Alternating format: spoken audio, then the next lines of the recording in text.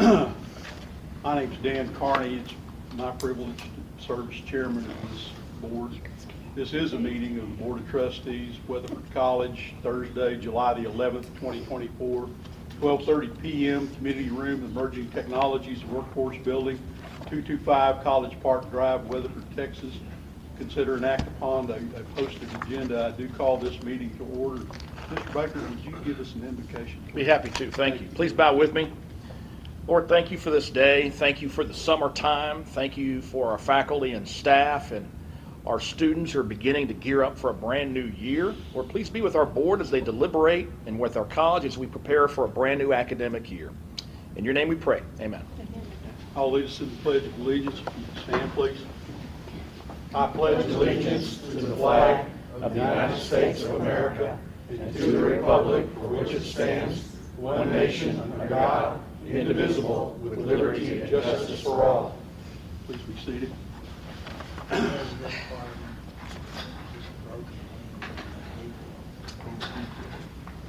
We'll get that fixed.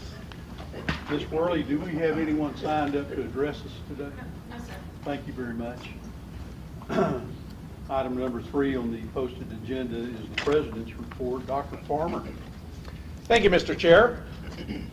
Mr. Chair and members of the Weatherford College Board of Trustees, I would like to give a few brief recognitions, employee notices, and an enrollment update. Recognitions. Weatherford College's Robert Fortenberry was recently named the 2024 National Junior College Association D1 Baseball Pitcher of the Year. This is yet another example of the excellence that we are seeing in WC athletics.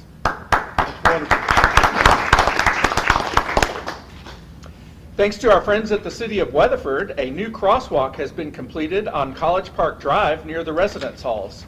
Additionally, the walking trails are in the final stages of construction prior to opening. The walk on the pedestrian bridge over the creek and through the woods is absolutely beautiful. The Weatherford College women's tennis team recently finished tied for 12th place in the National Junior College Athletic Association D1 tournament. This is the third consecutive year of a national top 15 finish for WC women's tennis, with an 8th place finish in 2022, 15th in 2023, and 12th in 2024. Employee notices. DMAC Local requires the college president to provide the names of contract employees that have resigned since the last board meeting. Ryan Matheny, a student support specialist, resigned effective 6/12/24. Karen Talbot, an instructor in the Vet Tech program, resigned effective 6/17/24. Ryan Heckert, the executive assistant to the president, resigned effective 6/20/24. Jesse Spears, head golf coach, resigned effective 7/12/24. Marvella Starlin, the director of our associate degree in nursing program, resigned 8/1/24. And Kathleen McKenzie, a subject matter expert in health professions, resigned effective 9/3/24. We thank Ryan, Karen, Jesse, Marvella, and Kathleen for their service and wish them the very best in future endeavors. Enrollment report. Our summer 2024 semester enrollment is 2,211 students compared to a year-to-date enrollment of 2,134 students last summer. That represents an increase of 77 students, or a 3.6% enrollment increase. With enrollment ongoing, our fall 2024 semester is 3,228 students compared to a year-to-date enrollment of 2,658 last year. That represents an increase of 570 students, or a 21.4% enrollment increase. Mr. Chair, that concludes the President's report. Thank you, Dr. Farmer. That's quite remarkable, a 21% increase. Wow. Item number 4 is the consent agenda and financial reports that have been posted, including approval of minutes from the last 2 meetings as stated, financial reports, proposals for insurance, bus service contracts, and the electrical and mechanical service contract. Those have been posted. Does any board member have a question or comment or observation about anything on the consent agenda. Do I have a motion to approve the consent agenda as posted? Second. All in favor? It's unanimous. Item number 5 is consideration and possible action, ratification of real property purchases for Canyon West real estate lots 18 and 19R. We have taken that up in previous closed session about negotiations in that matter and authorized President Farmer to proceed. There is a proposed motion that I'll ask someone to present, which would be that they move for the Board of Trustees of Weatherford College to ratify the purchases of Canyon West real estate lots 18 and 19R at the contract price of $305,000. Do I have a board member to make such a motion? So moved. Okay, is there a second? Second. All in favor of that motion? Appears to be unanimous. Motion is approved. The next item on the agenda is reports, again from Dr. Farmer. Would you please do so? Thank you, Mr. Chair. As usual, we have our written reports and agenda items 6A and 6B, the Wise County Academic and Student Services Update, as well as a written report for the 2024-2025 preliminary budget by Dr. Cantrell, and she and her team will be coming back to us next month with several detailed meetings regarding our new budget. And then on item 6C, we have an oral report from our physical therapy assistant and occupational therapy assistant programs. And we're very proud of those programs. We're very proud of all of our allied health programs, and we're especially proud of our State Board of Nursing board member and dean of our allied health program, Kathy Boswell. So Boz, the floor is yours.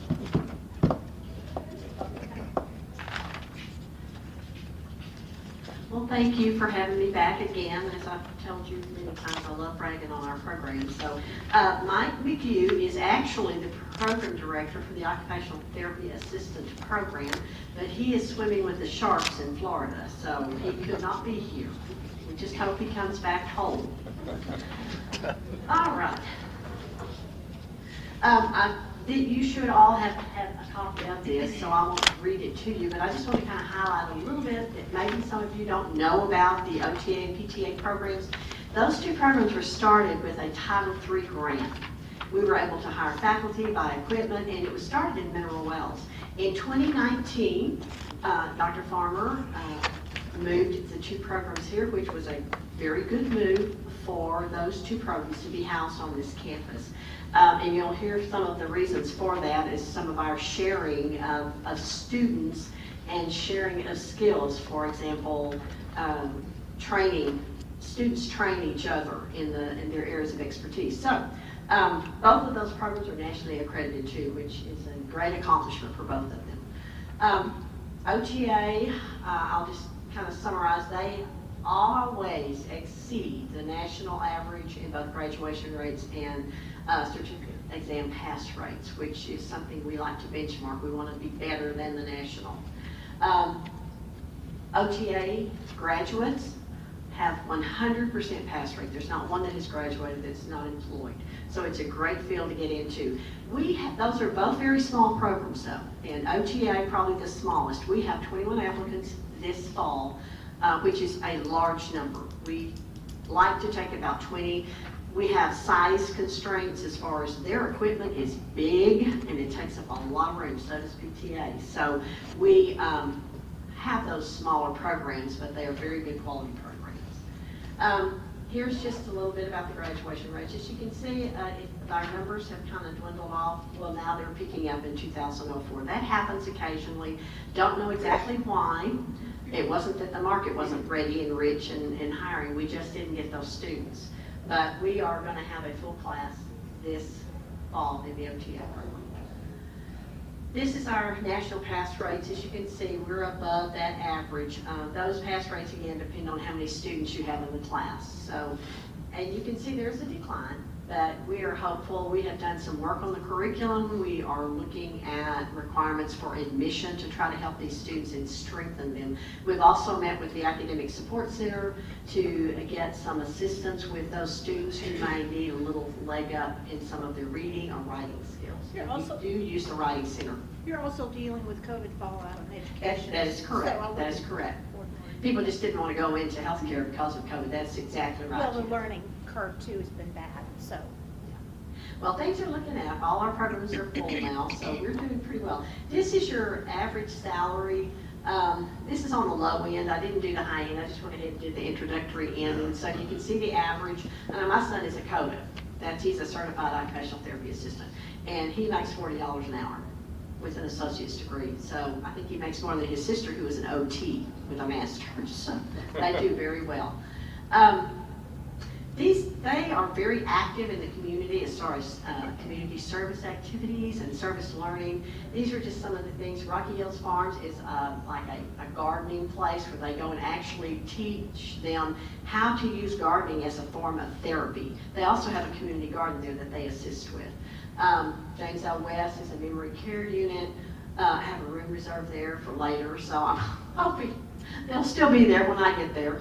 But they just did a big reception for the senior students because of the good work that they have done there.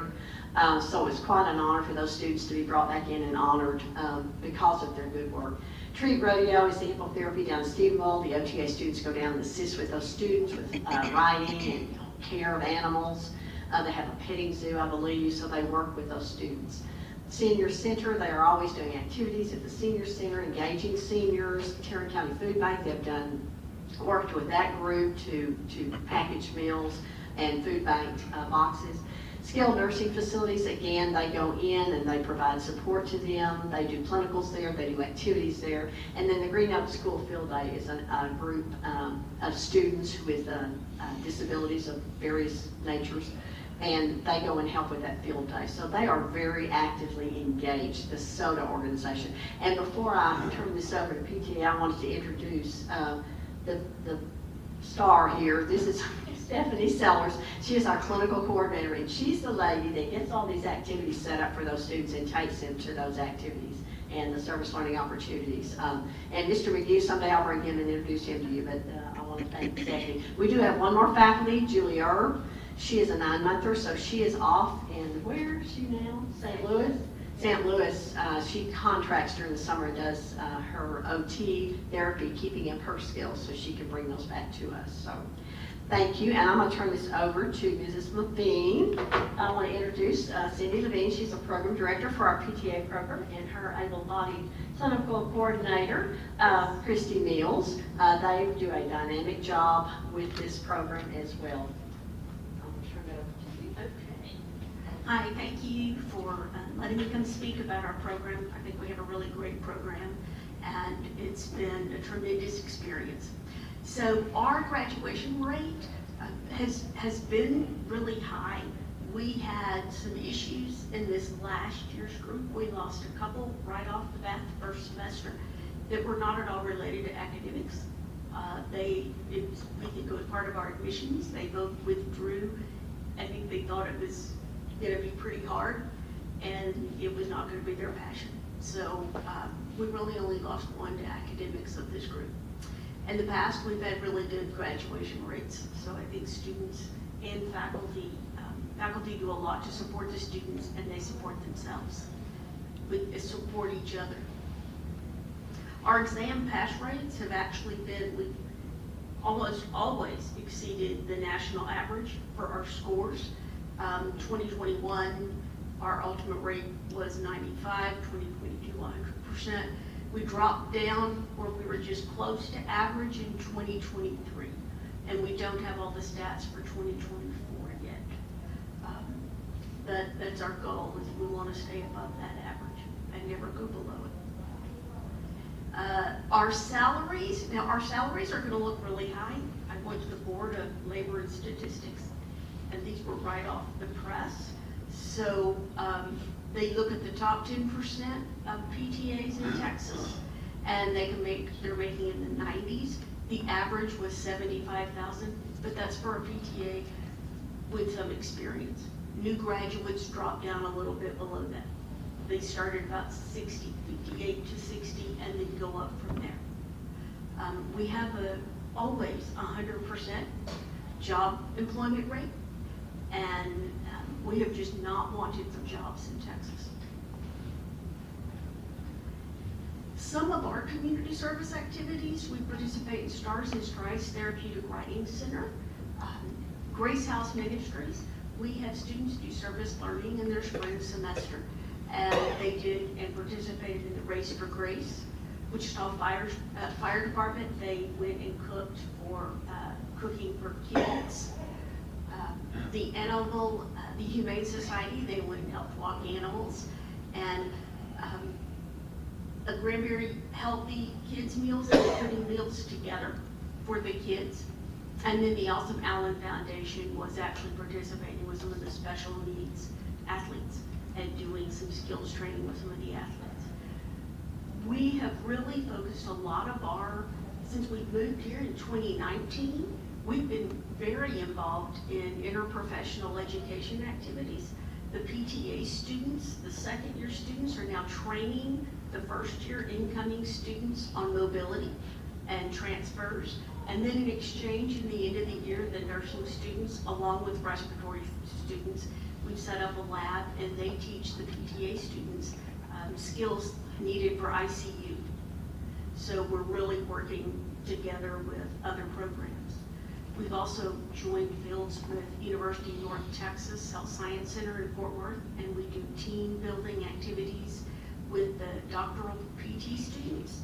And we're doing interprofessional education with a variety of other healthcare professionals starting this fall there. So that's been a great opportunity. I think that's about all I have to offer. Very, very enlightening. It's, we continue to be impressed with all of our medical programs up here. We must have some great PR people too, because I read about us all the time in the local media, and that's wonderful. Thank you. Thank you. Uh-huh. We're proud of ourselves. Next item on the agenda is future agenda items or meetings, and this falls to Dr. Farmer. Yes, sir. It is budget season, and the month of August, we have a called budget meeting on August 5th for a workshop. On August 8th, we will have our regular board meeting where the proposed tax rate will be considered.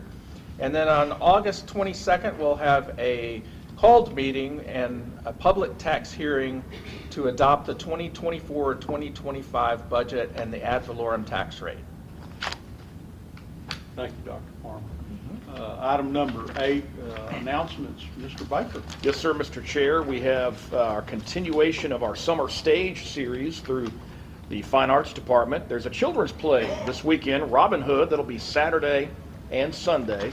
Wizard of Oz, the summer musical put on by the department, will be July 19th through the 28th, 2 different weekends. There are community members and students involved in that production. And then the big event, August the 7th, is the grand opening for Vicki and Jerry Durant Hall. We'll do that at 9 o'clock in the morning. We'd love to have all of you there if possible.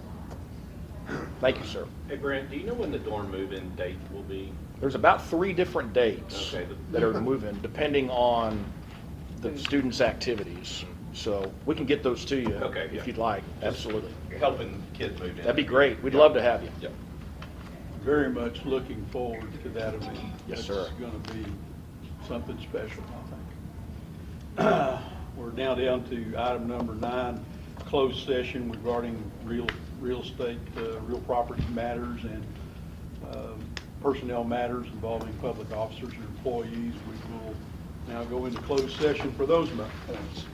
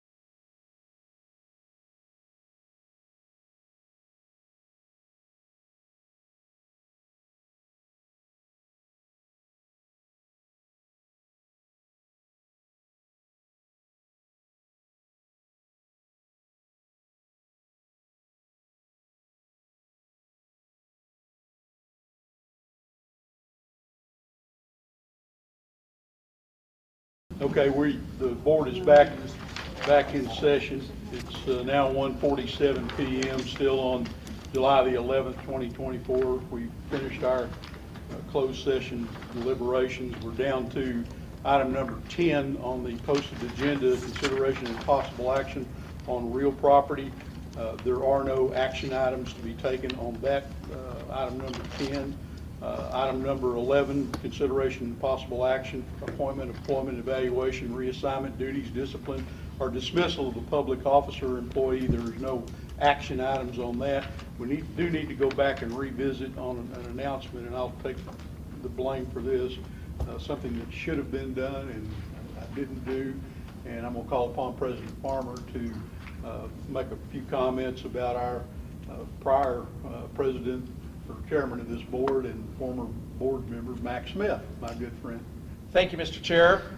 We received the resignation of longtime Board of Trustee member Mr. Mac Smith last month. He not only served as a member of the Weatherford College Board of Trustees for many years, but also served as chair during our construction projects, during the expansion, during the addition of bachelor's degrees.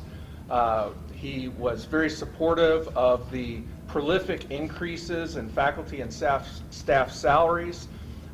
Mac was a quiet but yet powerful force on this board for positive good and positive change. I deeply respected him as a board member, as a chairman of this board, and as a statesman of our community, and he will be sorely missed here at Weatherford College, and we deeply appreciate his service to this institution. I'd also like to announce that we are going to be inviting community members from Parker County who meet the eligibility requirements to express a letter of interest and references to fill that vacant seat. The Board of Trustees will be accepting applications for that seat through the end of July. And so we will be entertaining letters of interest and references until July 31st, and the Board of Trustees will meet in August to deliberate over those applicants and possibly set up some interviews for the appointment of filling the vacant seat from Mr. Mac Smith. And Mr. Baker and his team will be getting some announcements out to the public shortly to that end. So again, Mr. Mac Smith, if you're watching via YouTube, thank you for your service, sir. A point of personal privilege, Mac Smith and I have been friends all my adult life. He was my law partner at one point in our careers. We both prosecuted felonies together here in Parker County for many, many years. I can't tell you what an impact he's had on my life personally, and I want to voice again how grateful we all are to you, Mac, for having served this institution. Thank you, brother. We're down to item number 12, which is adjournment. Do I have a motion? So moved. And a second. All in favor? Aye. It's unanimous. Anything.